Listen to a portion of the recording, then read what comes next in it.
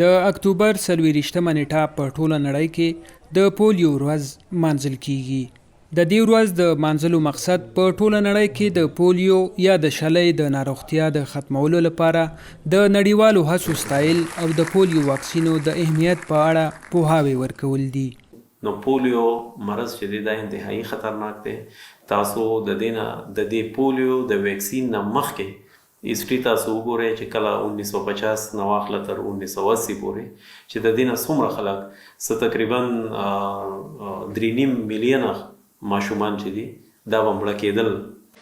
د پولیو ضد واکسین په لومړي ځل د امریکا جونس ایډورډ سالک په کال 1950 کې جوړ کړي وو چې بیا په 1954 کې په لوړه کچه کارول شوي وو.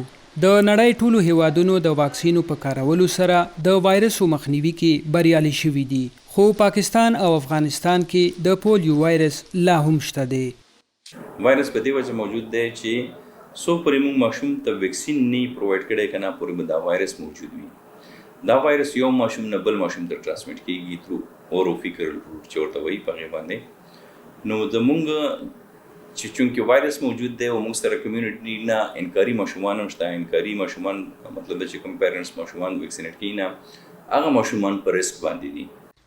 په پاکستان کې د پولیو مخنیوي پروګرام د کال 1994 راهیسې وخت په وخت د پولیو ضد مهمونه ترسره کوي، خو تر اوسه د وایرسو ختمولو کې نه دي بریالي شوي.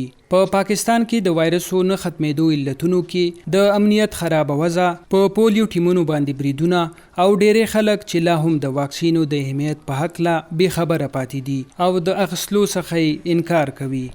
سکیورټي مسلې خو شته که د پولیو نه هم، لیکن حکومت کمپین خو نه پرېښودی. پولیو کمپین په خپل دغه کې چلی لګیا دی، کله کله پکې داسې یو دردناکه واقعه هم وشي، خو د هغې باوجود هم دا کمپین موږ سر ته رسو او موږ چې دا سر ته ورسي.